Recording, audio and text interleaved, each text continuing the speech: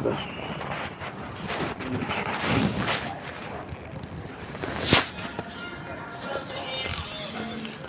بسم الله الرحمن الرحيم. الحمد لله رب العالمين والصلاة والسلام على سيد الأنبياء والمرسلين محمد وآله وأصحابه أجمعين. أما بعد فأعوذ بالله من الشيطان الرجيم. بسم الله الرحمن الرحيم. فلتنظر نفس ما قدمت لغد. وقال النبي صلى الله عليه وسلم كونوا من أبناء الآخرة ولا تكونوا من أبناء الدنيا أو كما قال عليه الصلاة والسلام. اللهم أيدنا بتأييدك، اللهم أيدنا بتأييدك، اللهم أيدنا بتأييدك یا رب العالمین. محترم معزز حضرات علماء کرام، بزرگان دین، کائنات میں جتنی محنتیں کوششیں چل رہی ہیں، یا تو دنیاوی اعتبار سے ترقی کے لیے ہوتی ہیں یا اخروی اعتبار سے تحفظ کے لیے ہوتی ہیں. دنیاوی اعتبار سے جیسے مال اور عہدہ، کرسی اور دیگر تمام چیزیں جو دنیا کی زندگی میں ظاہری اعزاز کی ہیں، اس کے لیے آدمی کوشش کرتا ہے. ایک دوسری کوشش ہے جو خبر کی، حشر کی، سوال جواب کی، اللہ کے سامنے سرخ روئی پانے کی، یہ کوشش ہوتی ہے. اور دنیا کی جتنی کوشش ہے اس کا تعلق بدن سے ہے. بدن، مٹی سے بنایا ہوا بدن مٹی سے بنائی ہوئی چیزوں کا طالب ہے. بدن کے لیے آپ کو غذا چاہیے، پانی چاہیے، اور اس کے ظاہری مکان چاہیے. اور ظاہری اعتبار سے آدمی یہ چاہتا ہے کہ اس بدن کے لیے کرسی چاہیے. وہ کرسی پر بدن ہی تو بیٹھے گا. تو مٹی سے جو چیز ملتی ہے وہ مٹی میں پہنچنے تک رہتی ہے. مٹی میں پہنچنے کے بعد اب دوسرے کرسی میں بیٹھ جائے گا، دوسرا وارث بن جائے گا، دوسرا مالک بن جائے گا. رشتہ دار اپنے اپنے تدفین سے فارغ ہونے کے بعد آگے کی فکر کریں گے. اے بھئی فلاں انتقال ہو گئے، آگے کیا کرنا، ان کی ذمہ داریوں کو کس میں بانٹنا، ان کی وراثت کن میں تقسیم کریں، اس کی ترتیب کیا ہوگی شرعی اعتبار سے. یہ سب کوششوں میں لوگ لگ جاتے ہیں. دوسری جو اصل چیز ہے وہ روح، جسے موت نہیں ہے. روح کو کبھی موت نہیں. عالم ارواح سے روح شروع ہوئی، عالم دنیا میں آئے گی، عالم دنیا سے عالم برزخ کو جائے گی، عالم برزخ سے عالم آخرت کو جائے گی، اور آخرت کے بعد اللہ تعالیٰ کے فیصلے پر اس کا آگے کی زندگی طے ہوتی ہے. روح کیا ہے؟ اللہ کا حکم ہے. روح اللہ کا حکم.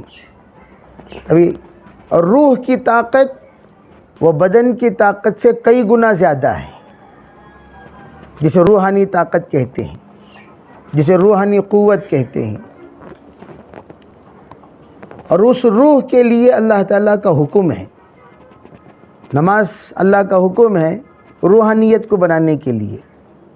روزہ اللہ کا حکم ہے روحانیت کو بنانے کے لیے. زکوٰۃ اللہ کا حکم ہے روحانیت کو بنانے کے لیے. حج اللہ کا حکم ہے روحانیت کو بنانے کے لیے. ذکر اللہ کا حکم ہے روحانیت کو بنانے کے لیے. جتنے احکام ہیں وہ روحانیت کو بنانے کے لیے ہیں، جسم کو بنانے کے لیے نہیں ہے. جسم کا جو فائدہ ہوتا ہے وہ ضمنی فائدہ، جیسے ڈاکٹروں کی تحقیق یہ ہے کہ اس وقت اگر کوئی آدمی مسنون طریقے سے نماز پڑھے گا، اسے کہتے ہیں ریلیجیس ایکسرسائز. Religious exercise. وہ ریلیجیس ایکسرسائز جو کرتا ہے اسے ورزش کرنے کی ضرورت ہی نہیں ہے. قیام کرے مسنون طریقے سے، رکوع کرے مسنون طریقے سے، سجدے کو جائے مسنون طریقے سے، سجدے سے اٹھ کر بیٹھے اتحیات میں مسنون طریقے سے، اور اتنی دیر رہے رکوع اور سجدے میں جتنا مسنون طریقے سے رہنے کو کہا جاتا ہے. تو بندے کے اندر پورے بدنی اعتبار سے ورزش ہوتی رہے گی. لمبے لمبے سجدے کریں، رکوع لمبا کریں، قرات لمبی کریں.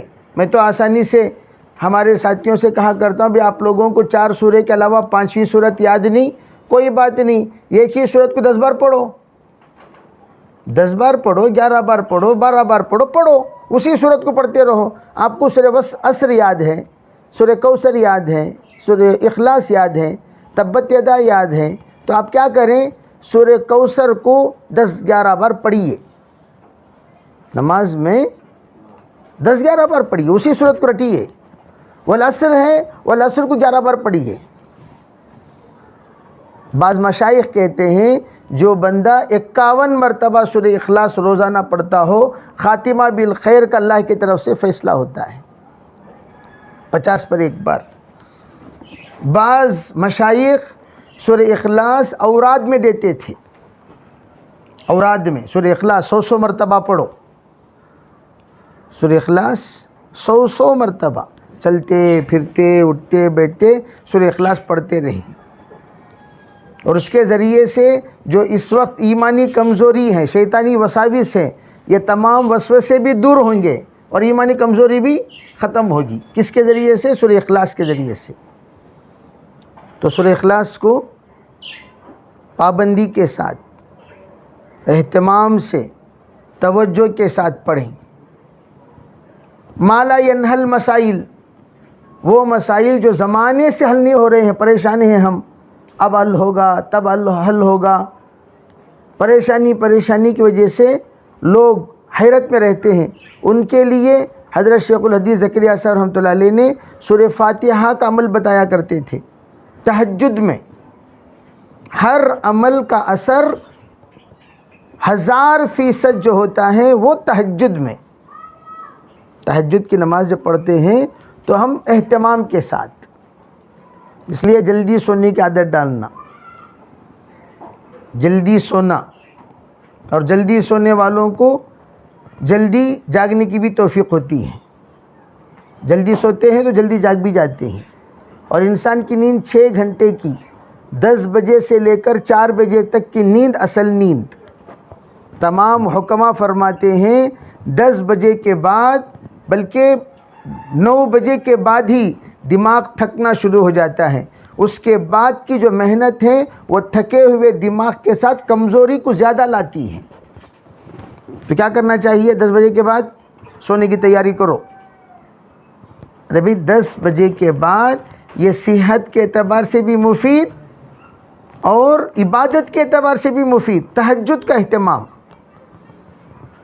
سب لوگ حضور صلی اللہ علیہ وسلم کے پاس خواب سنایا کرتے تھے، خواب. تو حضرت عبداللہ ابن عمر رضی اللہ تعالیٰ عنہ کو بھی دل میں بات آئی، ارے بھائی میں آج تک خواب نہیں دیکھا، کتنا اچھا ہوتا میں بھی خواب دیکھوں اور حضور کو میں خواب سناؤں. ان کے دل میں بھی بات آئی، میں بھی ایک خواب دیکھوں اور حضور کو میں خواب سناؤں. تو چنانچہ انہوں نے کیا کیا، اسی جو خیال تھا خواب مجھے نظر ہی نہیں آتا، اسی خیال میں سوئے. تو انہوں نے خواب میں دیکھا کہ 2 فرشتے آ رہے ہیں اور آ کر کہہ رہے ہیں اٹھو بھائی چلیں گے. اور بخاری کی روایت ہے، ان کو اٹھا کر لے گئے اور لے جاتے جاتے آسمانوں پر پہنچے اور آگے بڑھ رہے ہیں. اور جا کر سیدھے جہنم کی طرف لے جا رہے ہیں. کس کی طرف؟ جہنم کی طرف. اور یہ ان کی ہیبت کی انتہا نہیں رہی. وہاں قریب میں جا کر دیکھا تو جہنم کا ڈھکن بند ہے. جہنم کا ڈھکن. ہیبت ایسے پریشان ہوئے گھبرا کر اٹھے. پریشان. اور اس کے بعد ان کو حضور صلی اللہ علیہ وسلم کو پبلک کے سامنے وہ خواب کی تعبیر پوچھنے کی تو ہمت نہیں. کیسا پوچھیں گے؟ یہ جہنم کا خواب. تو انہوں نے کیا کیا؟ انہوں نے حضرت حفصہ سے کہا کہ آپ ذرا اس خواب کی تعبیر معلوم کریں. ربی کس سے؟ حضرت حفصہ رضی اللہ تعالی عنہ امہات المومنین ہیں، زوج محترمہ ہیں، بہن ہیں اپنی حضرت ابن عمر کی. تو کہا ذرا اس کی خواب کی تعبیر معلوم کریں. تعبیر معلوم کیا تو حضور صلی اللہ علیہ وسلم نے پوچھا کون دیکھے؟ اس لیے کہ دیکھنے والے کے اعتبار سے خواب کی تعبیر الگ الگ ہوتی ہیں. منبر پر کھڑے ہو کر خطبہ دیتے ہوئے خواب دیکھا دو لوگوں نے. حضرت ابن سیرین کے پاس آئے تعبیر معلوم کرنے کے لیے کہ حضرت خواب دیکھا. کس نے دیکھا؟ کہا ایک عالم نے دیکھا، ایک جاہل نے دیکھا. تو حضرت نے فرمایا عالم کو تمہاری ترقی ہوگی، جاہل کو فرمایا تم جوتے کھاؤ گے. جاہل کو کیا فرمایا؟ اب وہ پریشان، کیا بھئی ممبر پر کھڑے ہو کر جہاں نہیں چڑھنا وہاں کوئی چڑھ گیا تو کیا اے اترو نیچے، بے شرم بے حیا کہیں گے. چڑھے کیوں؟ بولتے کہ نہیں بولتے؟ اب وہ چڑھ گیا جہاں نہیں چڑھنا چاہیے. اسے ممبر پر چڑھنے کا شوق. بھئی جو چڑھنا ہے وہ چڑھے تو پھر اس کی عزت ملے گی. جس کو چڑھنا نہیں تھا وہ چڑھ گیا تو ذلیل ہوگا. تو اسی طرح خواب ہر ایک کے خواب کی تعبیر ایک نہیں ہوتی، اور قیامت تک اللہ خوابوں سے رہبری کریں گے. اسی لیے فرمایا الرؤیا الصالحہ جزء من اجزاء النبوہ. نبی آئے تا قیامت، اور اسی طرح وہ تا قیامت جاری رہنے والی چیزوں میں ایک خواب بھی ہیں. لوگ خوابوں کو بیکار سمجھ جاتے ہیں. بلی کے خواب میں چھچڑے، یہ بھی ایک خواب جس کو اضغاث و احلام کہتے ہیں، اس کی کوئی تعبیر نہیں ہوتی، بیکار خواب ہے وہ. بعض خواب ہوتے ہیں جس کو رؤیا صالحہ کہتے ہیں. وہ رؤیا صالحہ جب بھی بندہ کوئی خواب دیکھے، خواب کی تعبیر جاننے والوں سے معلوم کر لینا چاہیے اس کی تعبیر کیا ہے. اور خواب کی تعبیر یہ وہبی علم ہے، یہ کسبی علم نہیں ہے. خواب کی جو تعبیرات ہیں یہ وہبی علوم ہیں، یہ کسبی علم نہیں. کتابوں کو دیکھ کر تعبیر بتائی نہیں جاتی. حالات کا جائزہ لے کر تعبیر اور قرآن و حدیث کی روشنی میں تعبیر، تمام نصوص کو رکھ کر تعبیر. اور تعبیر میں اشارے ہوتے ہیں، اور تعبیر دینے سے پہلے اللہ کی طرف متوجہ ہونا ہوتا ہے. اسی لیے حضور نے فرمایا صلی اللہ علیہ وسلم لا تحکی رؤیاک الا حبیبا او لبیبا. اپنا خواب حبیب کے سامنے بیان کیا کرو، لبیب کے سامنے بیان کیا کرو. ہمدرد ساتھی کے سامنے بیان کرنا تو ہمدرد ساتھی کیا کرے گا؟ وہ صحیح رہبری کرے گا. چلو بھی ہم جائیں گے فلاں مولانا کے پاس، چلو ہم جائیں گے فلاں عالم دین کے پاس، چلو ہم جائیں گے فلاں بزرگ کے پاس، وہ بتائیں گے اس کی تعبیر. حبیب. لبیب انتہائی عقل مندوں کی انتہا لبیب ہوا کرتا ہے، جو انتہائی دانا، انتہائی سمجھدار، انتہائی فہم و فراست والا، اسے لبیب کہتے ہیں. وہاں جا کر پوچھو تو وہ تعبیر بتائیں گے، بھئی تمہارے خواب کی یہ تعبیر ہے، یہ اشارہ ہے. تو یہ خوابوں کی طرف سے اللہ تعالیٰ قیامت تک رہبری کریں گے. تو ہم جو خواب دیکھتے ہیں، عورت بھی مرد بھی، وہ خوابوں کی تعبیر معلوم کر لینا چاہیے. اس میں اشارے اللہ بار بار دیتا ہے، ہم بے وقوف ہیں، پوچھتے ہی نہیں. کیا یہ خواب دیکھا؟ کیا خواب دیکھے بھائی؟ کیا دیکھے خواب؟ تو حضور صلی اللہ علیہ وسلم اہتمام کرتے تھے کیا خواب دیکھیں. اور ہمارے یہاں جس کا اہتمام تھا اس کا اہتمام نہیں. جس کا اہتمام نہیں تھا اس کا بڑا اہتمام ہے، کیا کھائے کیا پیے، وہ کہ کو تم نہ کیا کھائے کیا پیے، وہ تم نہ کہ کچھ جی، ہمارے گھر میں جو تھا وہ کھائے، وہ پوچھنے کی چیز ہی نہیں کیا کھائے، کھا لیے کیا پوچھو بس کافی ہے، کیا کھائے وہ ضرورت نہیں، سو چیز وہ میں کیا کھائے، باسی روٹی کھائے، وہ آپ کو کیا ضرورت ہے بھائی، ہمارے گھر میں جو تھا وہ کھائے، کیا کھائے وہ آپ کو پوچھنے کی ضرورت نہیں، وہ پردے کی چیز ہے، وہ ہر ایک کے گھر کے حالات ہر ایک جانتا نا بھائی، ہر ایک بڑا آدمی تھوڑی ہے، بھائی کھا لیے کیا، ہو کھا لیے نہیں کھائے، کھا لیے کیا اس وقت آپ کو پوچھنا ہے جب نہیں کھائے بولے تو کھلانے کی ہمت ہو اور صلاحیت ہو اور استعداد ہو، نہیں کھائے آپ بیچارے نہیں کھائے کہتے بھی، تو اس کا واسطے کیا پوچھے سو، ارے نہیں کھائے تو کیا کرنا چاہیے، کھلانا چاہیے، جب کھلانے کی ہمارے اندر اس وقت گنجائش نہیں ہے تو پھر پوچھے کیوں، کھا لیے کیا، کھا لیے کیا پوچھ رہے ہیں تو کھلانے کی ترتیب بنائیے، دو چیزیں ہیں، یا تو کھلاؤ نہیں تو کھلانے والوں کی رہبری کرو،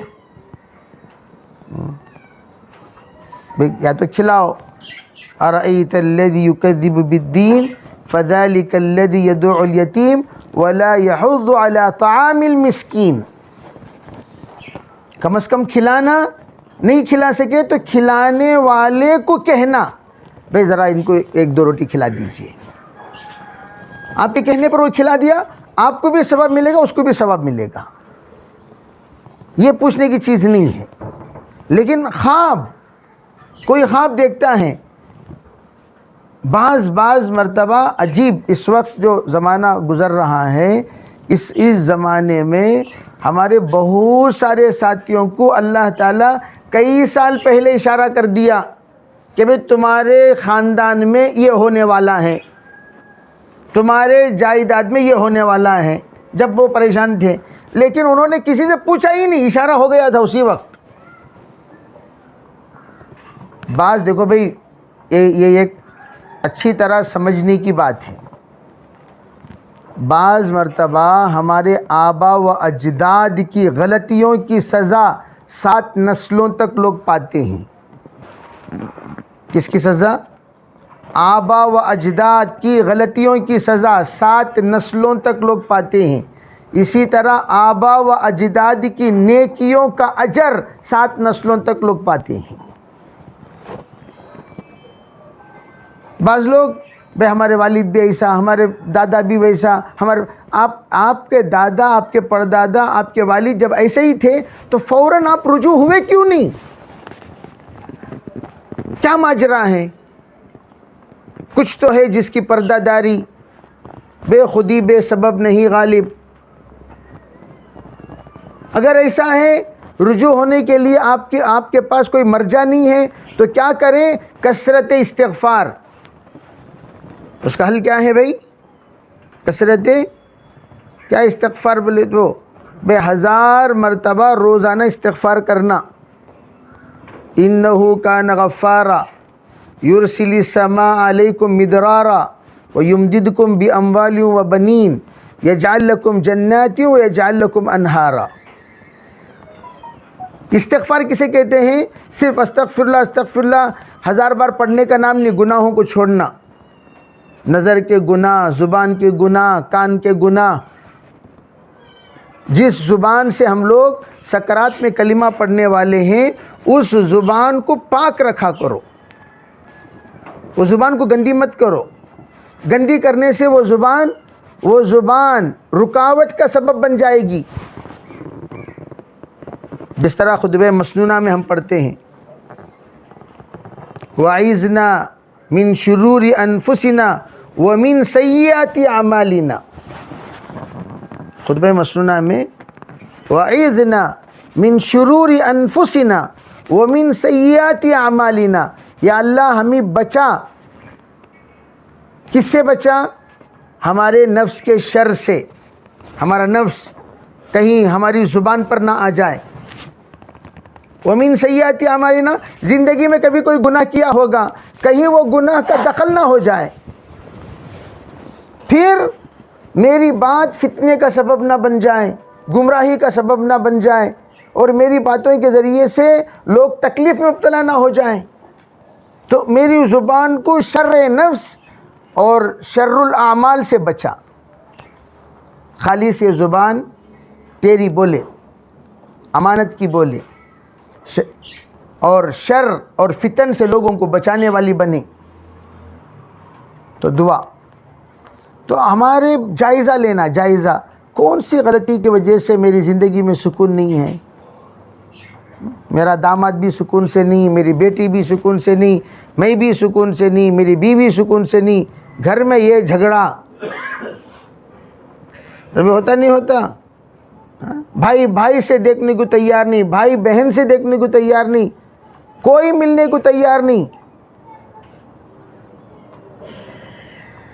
تو ہم کیا کریں؟ Self census, self scanning, self جائزہ، سیلف معائنہ. اپنے آپ کو ہم مراقبہ اسی کو کہتے ہیں. مراقبہ میں خالی گردن جھکا لگ بیٹھ جانا سننی. مراقبہ کسے کہتے ہیں؟ مراقبہ کسے کہتے ہیں؟ گردن جھکا لگ بیٹھنے کا نام مراقبہ. خالی یوں بیٹھے گا تو مراقبہ ہو گیا. مراقبے میں زندگی بھر کی غلطیاں سوچنا اور غلطیاں سوچنا ہے اور توبہ کرنا ہے. یا اللہ میں نے میری زندگی میں کیا کیا غلطیاں کی، من آنم کے من دانم، میں کیا ہوں وہ میں جانتا ہوں. ہم کتنے کام کیے ہیں الٹے سیدھے، وہ کسے معلوم؟ مجھے معلوم، میرا اللہ کو معلوم. چاہے آپ کتنے بھی صوفی بن جائیں، کتنے بھی صوفی بن جائیں، تھوڑی دیر بیٹھ کر دیکھو، یا اللہ میں نے میری زندگی میں کیا کیا حرکتیں کی. جب سے میں بالغ ہوا تب سے سوچیں،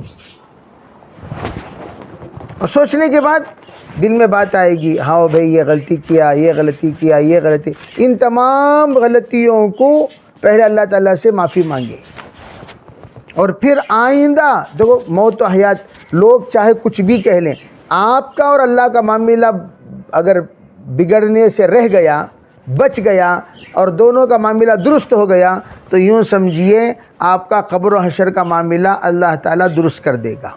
خبر میں لوگوں کے طرف سے دعا اور بد دعا کا کوئی اثر نہیں پڑتا. کس کا چلے گا؟ پورا. خبر میں اللہ کا اتنا چلتا، سو حشر میں کس کا چلتا ہے؟ تو اس لیے لوگوں کو منانا چھوڑو، لوگوں کے حقوق ہیں ان کو ادا کرو، جس کو حقوق العباد کہتے ہیں. لوگوں کو سب کو راضی کرنے کی کوشش مت کرو، وہ راضی قیامت تک نہیں ہوں گے. کہاں سے راضی ہوں گے بھائی؟ حضور سے راضی نہیں ہوئے. جب حضور سے راضی نہیں ہوئے، سب کو راضی کرنے کی کیا ضرورت؟ انہیں بھی راضی ہو جائے، کیا بھی ضرورت نہیں ہے. تو راضی نہیں ہو رہا، کوئی بات نہیں. تو راضی رہا تو کیا، ناراض رہا تو کیا، مجھے کیئر کرنا ہی نہیں ہے.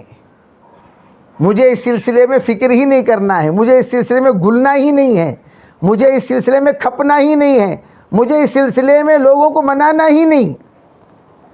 حضرت مولانا قاسم علی صاحب رحمۃ اللہ کے پاس ایک مرتبہ ہم لوگوں کی ایک جماعت پہنچی مشورے میں. مولانا سے ہم نے کہا کہ مولانا یہ لوگ یوں کہتے ہیں، یہ لوگ یوں کہتے ہیں. مولانا نے کہا کسی کا جواب دینے کی ضرورت نہیں. حضرت نے فرمایا جو اخلاص کے ساتھ اللہ کے لیے بولتا ہے اور کرتا ہے، اللہ کی تائید اس کے ساتھ شامل حال ہوگی، اللہ ہی جواب دے دے گا. آپ اس کے جواب کے چکر میں مت پڑو، اپنے آپ کو پاک بنانے کے چکر میں مت پڑو، اپنے آپ کو صاف بنانے کے چکر میں مت پڑو، اپنے آپ کو نیک بتانے کے چکر میں مت پڑو. نہیں بھئی میں آ کو پاک ہوں، میں آ کر صاف ہوں، میں یہ جرم نہیں کیا، میں مجرم نہیں ہوں، میں انتہائی پارسا ہوں، جو الزام مجھ پر لگایا گیا وہ الزام مجھ پر مت لگاؤ. اس طریقے سے آپ اپنے آپ کو پاک کرنے کی ضرورت، پاک کون کرے گا؟ جب تمہارا جنازہ اٹھے گا آٹومیٹک سب کا دل اور دماغ پاک ہو جائے گا. او ہو ہم لوگ تو غلط فہمی میں تھے. تو اس لیے کیا کہا؟ آپ اور اللہ کا معاملہ درست رکھو، بس سب کو منانے کی کوشش مت کرو. اور صحابہ کی یہی سنت تھی، لا یخافون لومۃ لائم، کسی ملامت کرنے والے کی ملامت کا صحابہ ڈرتے ہی نہیں تھے، سوچتے ہی نہیں تھے، خیال کرتے ہی نہیں تھے. عربی بات سمجھ میں آ رہی نہیں؟ تو اس لیے اس وقت کسے منانا ہے؟ صرف بولو بھائی کسے منانا؟ گاؤں گلی والے کو سب منا لے پھر انہوں کو. اب آدھی زندگی ہماری ہانچ کھپ جائے گی، مر جائیں گے. پھر مر گئے تو خبر میں کیا جواب دیں گے؟ میں یہاں کو صدر صاحب کو راضی کر کو آیا. ہاں تو راضی کرو، صدر تیرے سے پہلے مر گا. میں اسی لیے کسی بھی مسجد میں صدر کو جانتا ہی نہیں. جتنے مساجد میں خطیب بنا اب بھی آج تک صدر سے مصافحہ بھی نہیں کیا. ہمارا صدر دور بیٹھ کر دیکھتے ہیں اور بیان سن کے چلے جاتے ہیں. مصافحہ نہ میں ان سے ملنا چاہتا ہوں نہ وہ مجھ سے ملنے کی ہمت کرتے ہیں. ضرورت کیا ہے؟ آپ مجھے بیان کے لیے بلائیں، بیان ہو گیا، کام ہو گیا، جی ہو گیا، ہم چلتے ہیں اور آپ بھی چلو. سب کو تعارف کرنے کی کیا ضرورت؟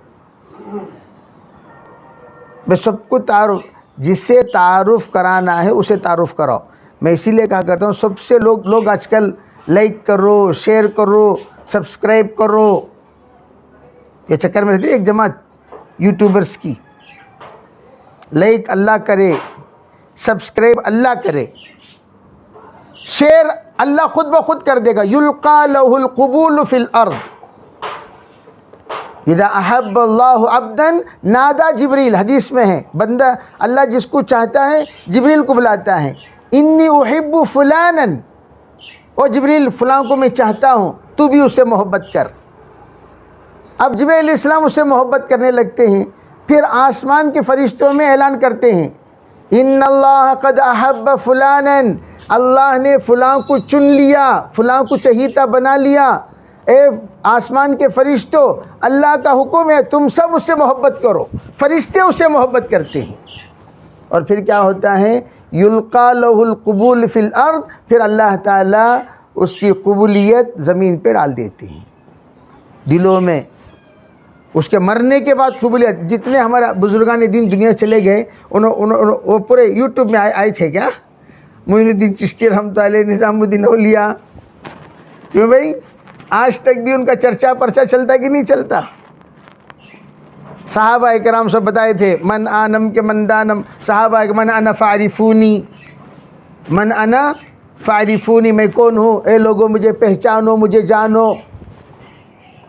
بعض لوگ مجھے پہچانو، مجھے پہچانو، مجھے پہچانو کا ایک بہت بڑا ان کی کوشش رہتی ہے ہر علاقے میں، مجھے پہچانو میں کون ہوں.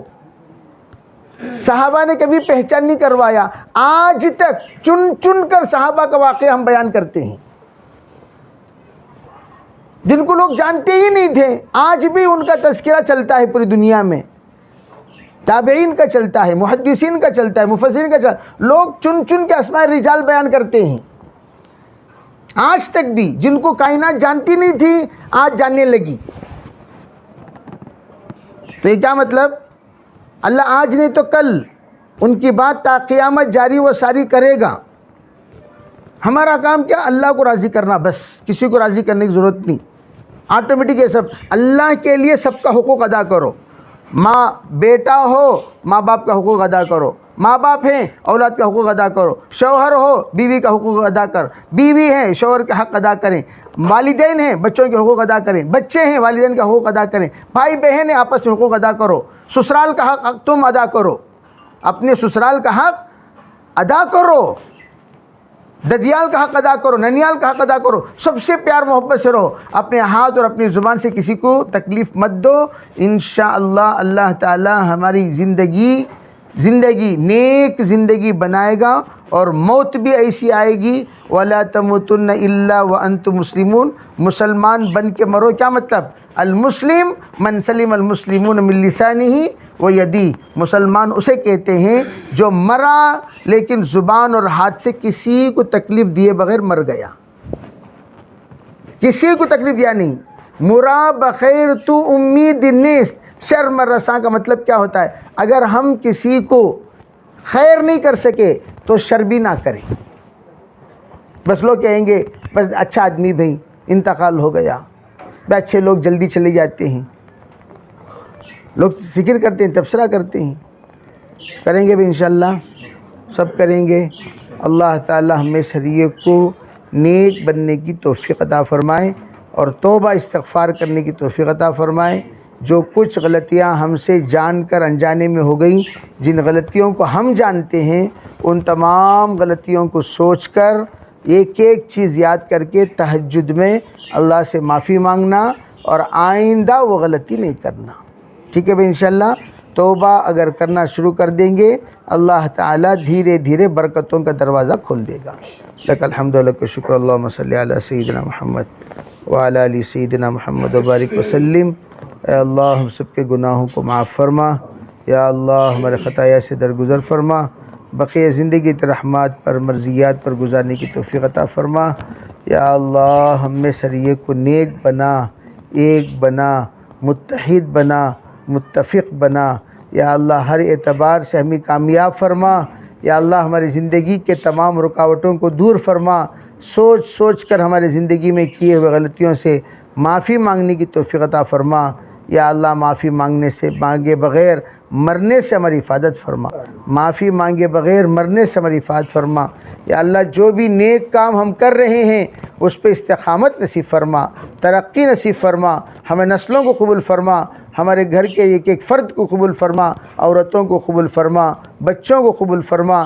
یا اللہ ہماری زندگی کے مسائل کو اپنے فضل و کرم سے حل فرما، ہماری زندگی کے مسائل کو اپنے فضل و کرم سے حل فرما۔ جتنے حاضرین مجلس ہیں سب کے جائز مرادوں کو پورا فرما۔ یا اللہ سب کے ساتھ نیک فیصلے فرما، اپنے فضل کا کرم کا معاملہ فرما، پورے علاقے کو یا اللہ اپنے فضل سے قبول فرما۔ جتنے افراد اس گاؤں کے باشندے ہیں ان تمام افراد کی ہدایت کے فیصلے فرما۔ یا اللہ تیرے حبیب علیہ السلام نے جتنی خیر کی دعائیں مانگی ہیں ہمیں اور ساری امت کو نصیب فرما، جتنے شرور سے پناہ مانگی ہمیں اور ساری امت کو اس سے پناہ نصیب فرما۔ ربنا تقبل منا ما كان صالحا وسعنا ما كان فاسدا برحمتك يا رب۔